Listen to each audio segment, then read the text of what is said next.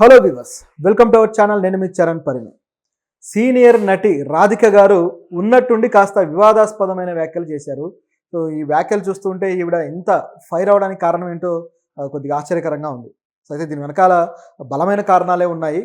ఒక హీరోని, ఒక స్టార్ హీరోని దృష్టిలో పెట్టుకుని ఈవిడ ఏమన్నారంటే, విశాల్ కొద్ది రోజుల క్రితం కొన్ని మాటలు మాట్లాడాడు ఒక విషయాలకు సంబంధించి. అయితే దీన్ని బేస్ చేసుకుని విశాల్ మాట్లాడిన మాటలకి రాధిక గారు చెప్పుతో కొడితే సరిపోతుందా అన్నట్లుగా వ్యాఖ్యానించారు.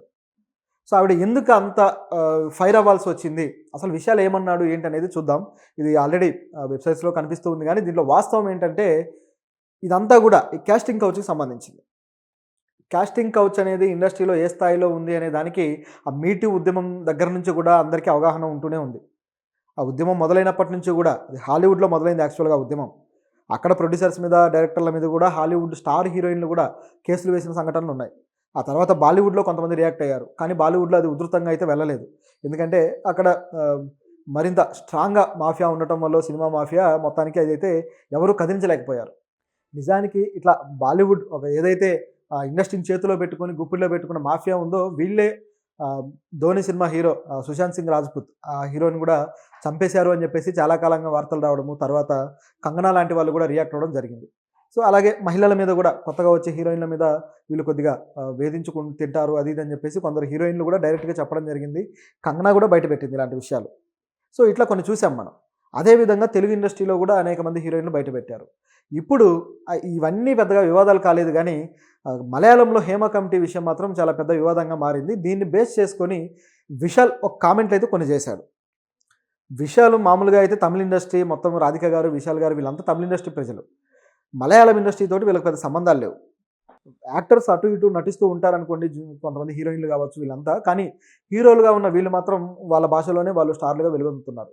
అయితే ఈ హేమ కమిటీ కొంత వాళ్ళు ఏవైతే విషయాలు బయట పెట్టారో, ఇందులో ముఖ్యంగా ఒక పవర్ గ్రూప్ ఉంటుంది హీరోలు. సో వీళ్ళు ఇట్లా కొత్తగా వచ్చే అమ్మాయిని ఎక్స్‌ప్లాయిట్ చేయడం కావచ్చు, వాడుకోవడం కావచ్చు, ఇలాంటివి చేస్తారు అని చెప్పేసి అనేక భయంకరమైన విషయాలు బయటపెట్టింది. అయితే దీన్ని ఖండిస్తూ వచ్చారు కూడా సీనియర్ హీరోలు. మమ్ముట్టి గారైతే పవర్ గ్రూప్ లేదు, ఏమీ లేదు, అటువంటిది ఏమీ ఇండస్ట్రీలో లేదు. సో ఎవరైనా మహిళలు అలా గురైతే, ఏదైనా వివాదాలకి ఈ విధంగా వాళ్ళని లైంగికంగా వేధిస్తే మా దృష్టికి తీసుకురండి, మేము యాక్షన్ తీసుకుంటాము. అదేవిధంగా కమిటీ కూడా, అమ్మ కమిటీ కూడా దీని విషయంలో సీరియస్గా ఉండాలి అని చెప్పేసి మమ్ముట్టి గారు అయితే పెట్టడం జరిగింది. మోహన్ లాల్ గారు కొంచెం అటు ఇటుగా మాట్లాడి ఆయన కూడా దొబ్బులు తిన్నాడు హీరోయిన్లతోటి. సో ఆయన అమ్మ కమిటీని నడపడంలో ఆయన కొంతవరకు ఫెయిల్ అయిన మాట వాస్తవం. లేకపోతే ఈ స్థాయిలో ఈ ఆరోపణలు అనేవి రావు. సో ఇవన్నీ జరిగిన తర్వాత తమిళ ఇండస్ట్రీ నుంచి విశాల్ గారు రియాక్ట్ అయ్యారు. మామూలుగా విశాల్ అయితే ప్రతి సందర్భంలో కూడా ముఖ్యంగా సోషల్ ఇష్యూస్ మీద రియాక్ట్ అవుతూ వస్తుంటాడు. మహిళలకు ఏమైనా జరిగినా, లేకపోతే ఏమైనా సోషల్ యాక్టివిటీస్కి సంబంధించి. అలాగే ఈ హేమ కమిటీ రిపోర్ట్కి సంబంధించి కూడా విశాల్ రియాక్ట్ అయ్యాడు. ఆయన ఏమన్నాడంటే, ఎవరైనా సరే హీరోలు ఈ విధంగా రియాక్ట్ అయితే, ఇట్లా మహిళల్ని ఇట్లా లైంగికంగా ఇబ్బంది పెడితే వాళ్ళని చెప్పుతో కొట్టండి అని చెప్పేసి అమ్మాయిలకు సూచన చేశాడు. అయితే ఈయన సూచన చేసినంత వరకు బాగానే ఉంది, కానీ దీన్ని రాధిక గారు తప్పుపట్టారు. ఒక నాయకుడి స్థాయిలో ఉండి మీరు మాట్లాడే మాటలైనా ఇవి అని. అంటే చెప్పుతో కొట్టడం తప్పే ఉంది, అది మంచిదే కదా అనిపించవచ్చు. కానీ ఇక్కడ ఉన్న విషయం ఏంటంటే, రాధిక గారు ఒక లాజిక్ తీశారు. వాళ్ళని చెప్పుతో కొట్టి వీళ్ళకి మనగలుగుతారా? ఆ తరువాత ఈ కొత్తగా వచ్చి ఈ అమ్మాయిల పరిస్థితి ఏంటి? ఒక స్టార్ నటుడిని చెప్పుతో కొట్టి మనగలుగుతారా? విశాల్ లాంటి స్టార్ నటుడే ఉన్నాడు అనుకో, ఎవరైనా ఆ స్థాయి నటుడు ఇబ్బంది పెడితే యాక్షన్ తీసుకోవడం సాధ్యమవుతుందా? ఈ ప్రశ్న ఆవిడ సంధించారు. చెప్పుతో కొడితే సరిపోతుందా అని. సో దీంతోపాటు ఆవిడ ఆక్షేపించారనమాట. నిజానికి విశాల్ ఇప్పుడు వాళ్ళ సంఘానికి కూడా అధ్యక్షుడిగా ఉన్నాడు. సో దాన్ని బట్టి చూస్తే ఆయన మీద వచ్చిన క్వశ్చన్స్ కూడా న్యాయమైనవే. ఆయన ఏమన్నారంటే, ఒక నాయకుడిగా ఒక పదవిలో ఉండి మీరు ఈ విధంగా మాట్లాడడం సరైంది కాదు.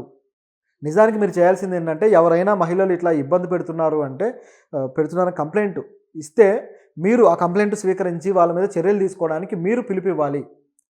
మీరు ఫిర్యాదులు నాకు చేయండి, నేను యాక్షన్ తీసుకుంటాను కదా మీరు చెప్పాలి.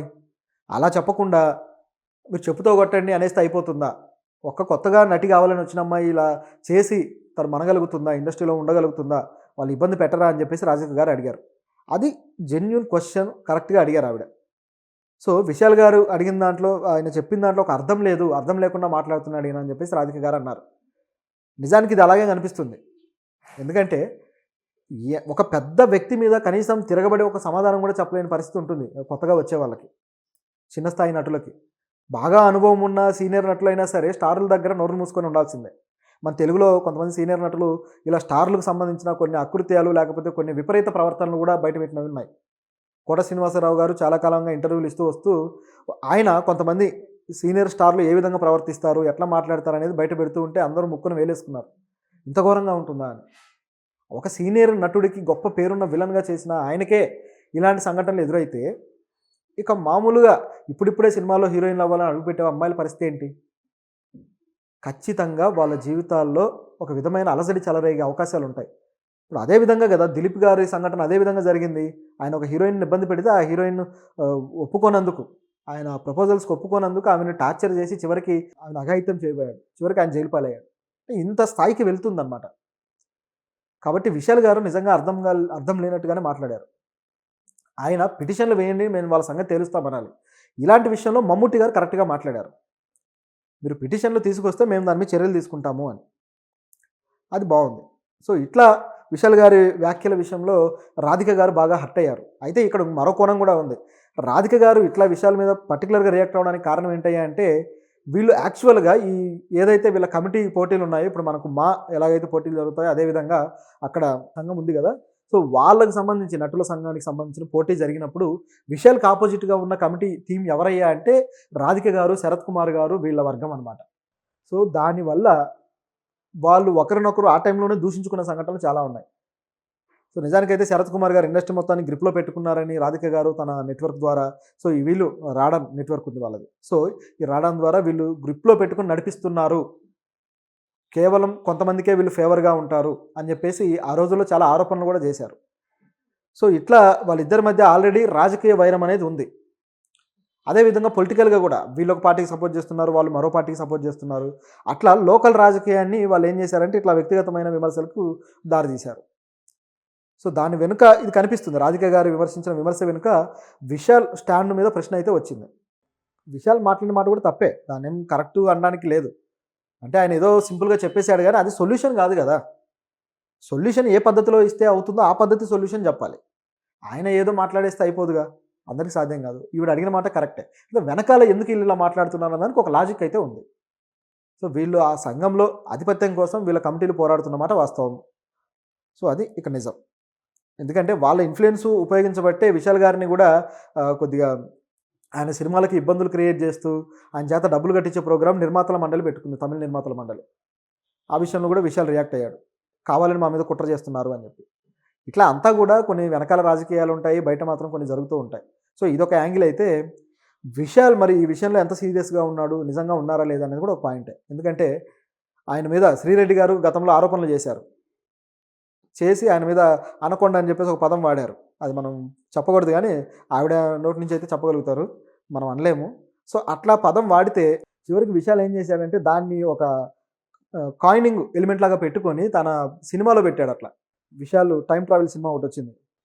ఆయన సినిమా 'మార్క్ యాంటోనీ' అని చెప్పేసి సినిమా ఉంది.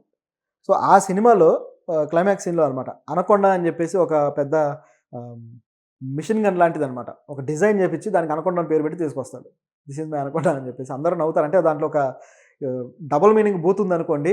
సో దానికి విశాల్ ఆ విధంగా వాడాడు.